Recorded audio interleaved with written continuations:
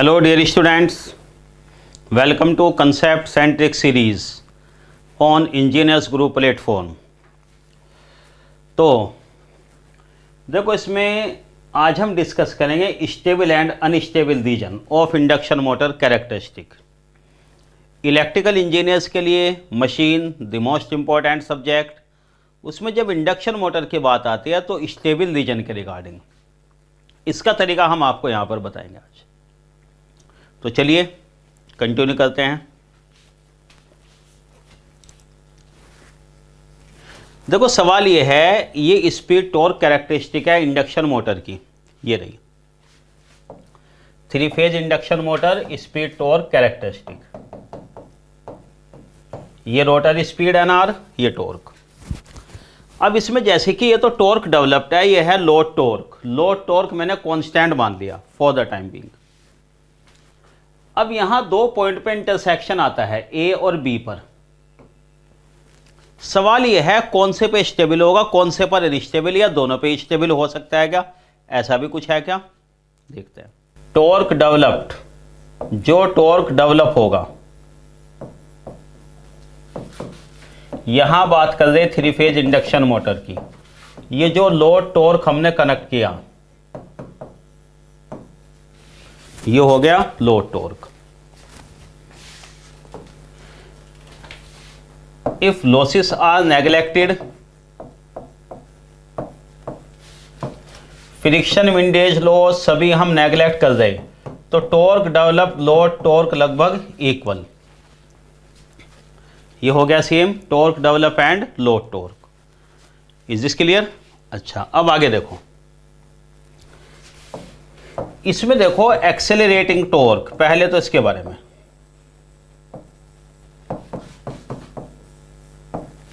Accelerating torque आता है torque developed minus load torque. कितना टॉर्क डेवलप हुआ, कितना लोड टॉर्क में गया। एक्सेलरेटिंग टॉर्क इक्वल होता है जे इंटू अल्फा। जे हो गया moment of inertia,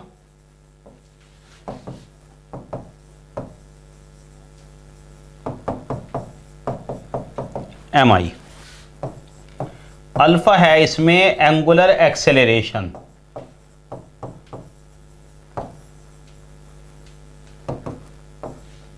angular acceleration. Angular acceleration आता है D omega M by D T. Speed आ जाएगी रेडियन पर सेकंड में 2 पाई एन बाई 60। ये स्पीड आरपीएम में है रोटर की, एन आर। ये स्पीड है रेडियन पर सेकंड में, ये अल्फा। समझे? ये बेसिक चीजें आप जानते ही हो, I think, I am sure. अब यहां से समझिए आप आगे।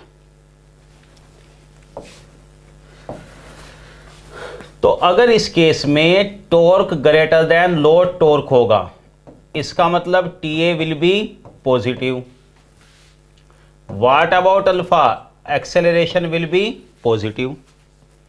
भाई अल्फा की वैल्यू क्या आएगी यहां से? TA upon J, movement of inertia से डिवाइड हो जाएगा। अल्फा पॉजिटिव का मतलब क्या है? अगर D omega by D t 0 हो, ग्रेटर देन 0 हो, सॉरी, इसका मतलब स्पीड इंक्रीजिंग, ओमेगा एम या एन आर इंक्रीजिंग। ये होता है एक्सेलरेशन। इस केस में होगा acceleration. Torque greater than load torque, machine motor ज्यादा टॉर्क डेवलप कर रहा है, लोड कम, तो ऑब्वियसली स्पीड इंक्रीज हो जाएगी। ये मैंने मैथमेटिकली लिखते हैं यहां पर आपको। और वाइस वर्सा, अगर torque less than load torque हो, accelerating torque negative, alpha negative, D omega M by D T negative, omega M decreasing, speed is going on decreasing, इसे कहेंगे डी एक्सेलरेशन। डी एक्सेलरेशन समझ गए ना? Acceleration का उल्टा, speed का decrease होना। मोटर जो टॉर्क डेवलप कर रहा है किसी केस में कम, और लो टॉर्क उससे ज़्यादा है तो ऑब्वियसली नेगेटिव आ जाएगा। अच्छा, अब एक और बात सुनिए ज़रा, लॉसलेस है, जैसे हमने कहा torque equal to TL, accelerating torque 0, alpha 0, d omega M by D t 0। Speed जो भी होगी कांस्टेंट रहेगी। स्टडी स्टेट में यही तो होता है जब हम कहते हैं motor running at a particular speed, उस केस में टॉर्क 0 नहीं होता।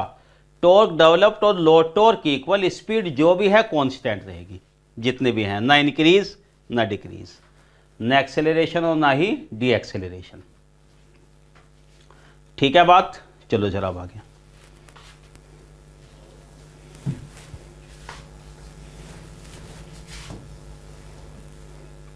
अब समझिए आप यहां से स्टेबल अनस्टेबल के लिए कैसे डिस्कस करेंगे, तरीका क्या होता है। देखो, किसी भी चीज की स्टेबिलिटी चेक करते हैं डिस्टरबेंस अप्लाई करके, वापस उस जगह आता है या नहीं। देखो जैसे कैलकुलेटर इस पोजीशन में रखा, हल्का फुल्का डिस्टर्ब कर दो वापस यहीं रहेगा। लेकिन अगर इसको ऐसे आप किसी तरीके से एक बार बैलेंस कर लो, किसी तरीके से, जैसे क्या ना तलवार की नोक पे हो तो जाएगा बैलेंस, थोड़ा सा भी डिस्टरबेंस गिर जाएगा। स्टेबल का मतलब मजबूत है। जैसे हम जनरली कभी आप रेलवे स्टेशन किसी पार्क जाते हो, कोई पुरानी चेयर दिख गई, बैठने से पहले आप क्या करते हो, प्रैक्टिकल के चेयर को थोड़ा हिला डुला के देखते हैं। क्यों? अगर चेयर फिक्स है अपनी जगह, स्टेबल है तो भाई सही है। कभी कभी क्या लगता है पुरानी चेयर हिलाने डुलाने से टूट गई, भाई ये तो गड़बड़ हो गया। इसलिए तो यहां भी हम डिस्टरबेंस इसी तरह अप्लाई करेंगे। अब देखो कैसे, मान के चलो let the motor is running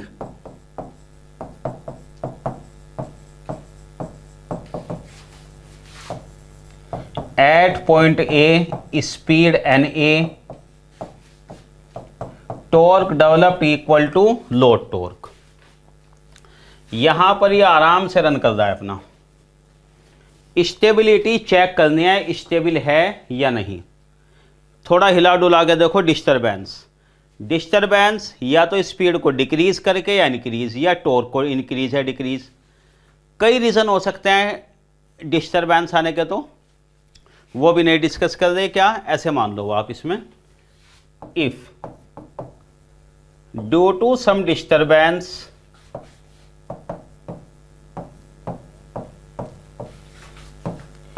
speed decreases slightly, obviously बड़ा नहीं, थोड़ा ही डिस्टरबेंस मानो।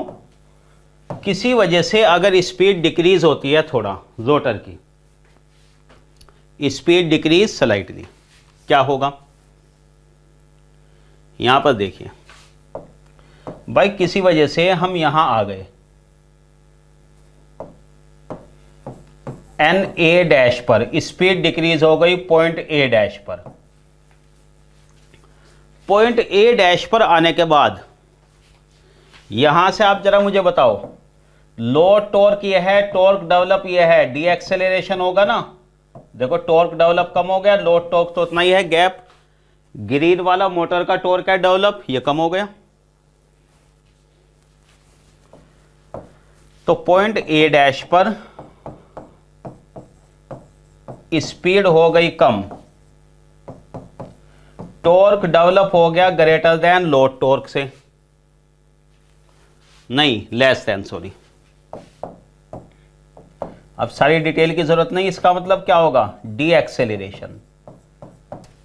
ये किसी डिस्टरबेंस से यहां आ गया, किसी डिस्टरबेंस की वजह से स्पीड थोड़ा सा डिक्रीज हुई, टॉर्क डेवलप लोड टॉर्क से कम, डी एक्सेलरेशन। डी एक्सेलरेशन का मतलब स्पीड डिक्रीजेस फर्दर, स्पीड और डिक्रीज होगी। तलवार की नोक पे है, थोड़ा भी हिलाए डुलाएंगे अनस्टेबल, बैलेंस खो देगा, इक्विलिब्रियम में नहीं आएगा। रन कर रहा था पॉइंट ए पर बड़े आराम से, टॉर्क डेवलप लोड टॉर्क, कोई सा भी डिस्टरबेंस ऐसा आया कि उसकी वजह से स्पीड थोड़ा सा डिक्रीज हुई, टॉर्क भी डिक्रीज हो गया। देखो ये रहा D acceleration. D acceleration speed decrease further, finally क्या होगा, जीरो, स्पीड रुक जाएगा, फाइनली मोटर रुक जाएगा जीरो होकर, वापस नहीं जाएगा।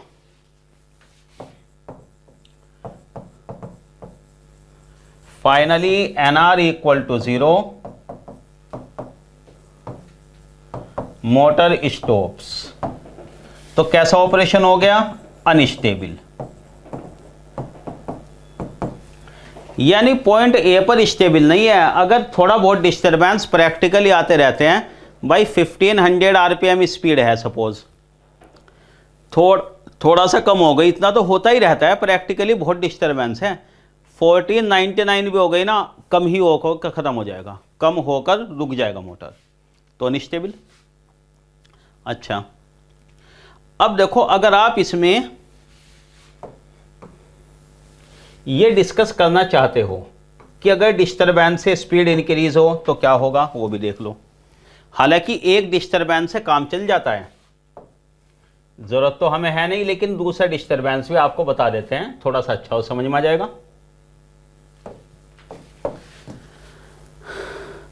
अब देखो ये पॉइंट ए पे रन कर रहा था, अब मैं मान के चलता हूं स्पीड इंक्रीज स्लाइटली,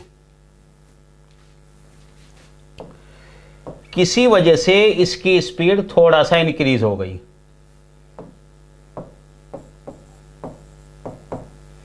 यहां आ गए पॉइंट ए डबल डैश पर,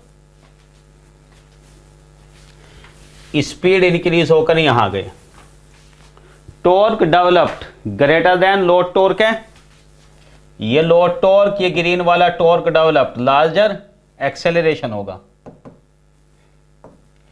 torque developed greater than load torque, acceleration होगा यहां पे पक्का।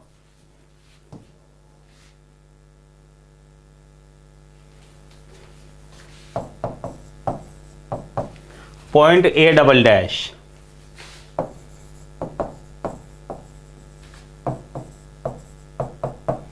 Torque developed will be greater than load torque, acceleration, acceleration का मतलब speed will increase further,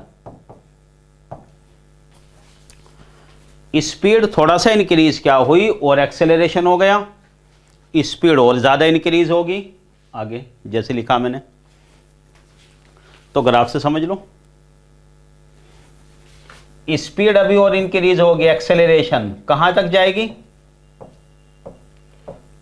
point B पे फाइनली सेटल होगा, वो मैं आपको आगे बताऊंगा क्यों सेटल होगा पॉइंट बी पे।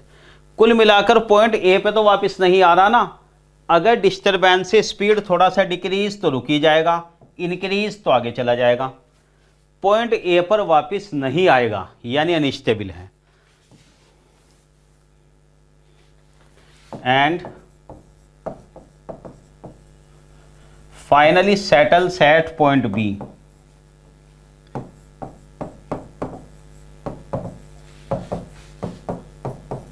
वो बता देंगे कैसे। तो कुल मिलाकर हम ये कह सकते हैं, इट विल नॉट रिगेन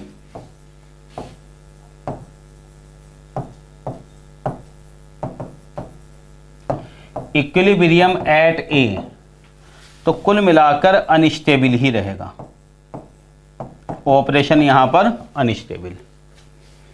एक डिस्टरबेंस काफ़ी है एग्जाम के हिसाब से, अजीबोगरीब ग्राफ भी आते हैं कई बार, लेकिन कंसेप्ट ये होती है, ऐसा नहीं कि आप दोनों चेक करो इंक्रीज और डिक्रीज, कोई एक डिस्टरबेंस। चलो खैर आगे चलते हैं भाई। अब यहां पर आ जाओ पॉइंट बी पर,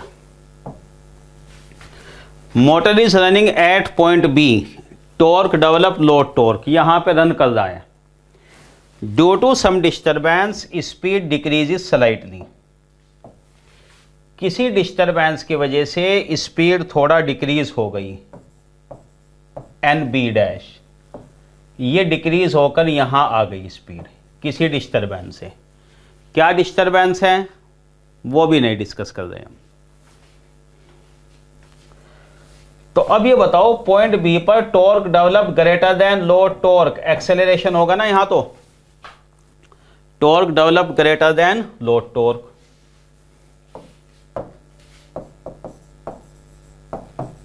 eight point B dash N B dash less than N B. What about the torque developed greater than load torque? ये हो गया एक्सेलरेशन। समझ में आई बात? देखो डिटेल जो लिखी हमने,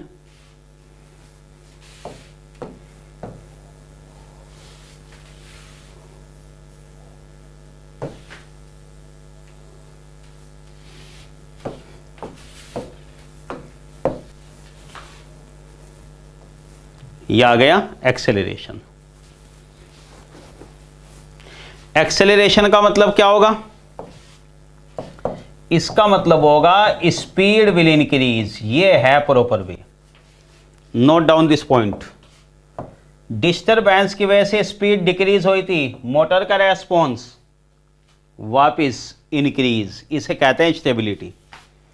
अगर डिस्टरबेंस की वजह से स्पीड कम भी हो गई थी, दोबारा एक्सेलरेशन इंक्रीज पॉइंट बी की तरफ वापिस जाएगा। यहां आ गया ना पॉइंट बी पर, ये रीजन है। सो it regains equilibrium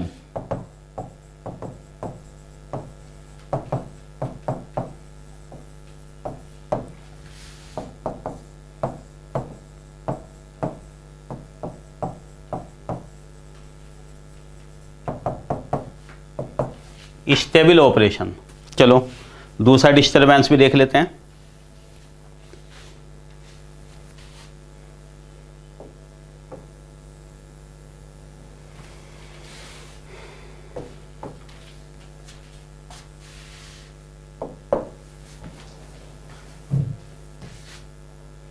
Running at point B, due to some disturbance, speed increases slightly। यहां किसी वजह से डिस्टरबेंस आया और ये पॉइंट इस बार आया बी डबल डैश पर, speed N B double dash यहां आ गया। देखो किसी वजह से स्पीड थोड़ा सा इंक्रीज हुई, डिस्टरबेंस आया, पॉइंट बी डबल डैश पे। बताओ ये लोड टॉर्क, ये टॉर्क डेवलप्ड, इन दोनों का मामला देखो, टॉर्क डेवलप्ड और लोड टॉर्क। क्या कहेंगे भाई इस बारे में? ये बनेगा D acceleration. Torque developed less than load torque है, खुद देख लो, डी एक्सेलरेशन। तो लिख देता हूं मैं,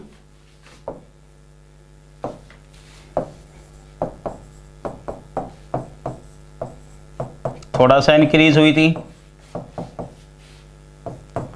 torque develop less than load torque, deceleration. Deceleration means speed begin to decrease, speed decrease होना शुरू हो जाएगी।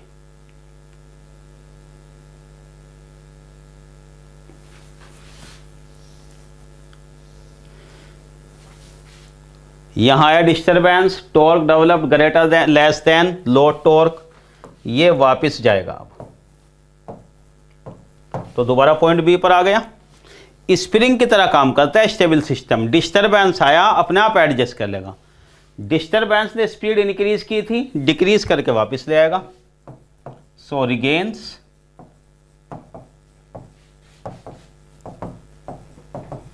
Equilibrium at B. That's why here it is stable operation।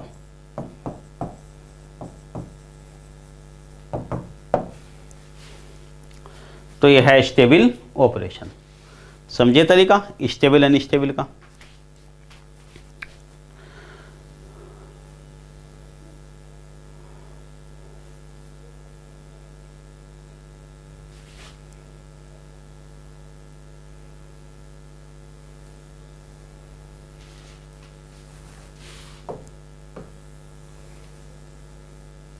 देखो 3 फेज इंडक्शन मोटर में इसीलिए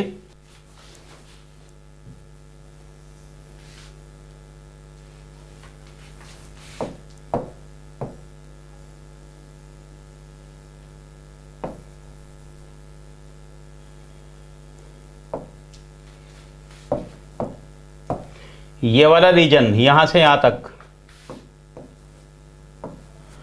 अनस्टेबल रीजन इस case में, and afterwards ये वाला स्टेबल रीजन। इस केस में हमने कैरेक्टरिस्टिक मान रखी लोड टॉर्क को क्या, कांस्टेंट।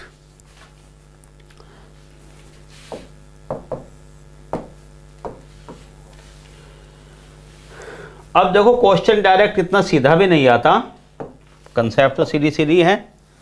अगर लोड टॉर्क ही बदल दिया जाए,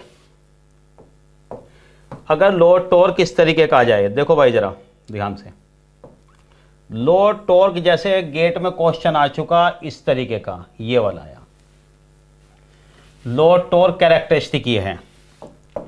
इसी तरह आप चेक कर लेना, ये कहानी बदल जाएगी। ये वाला रीजन इस केस में स्टेबल हो जाएगा और ये वाला अनस्टेबल हो जाएगा।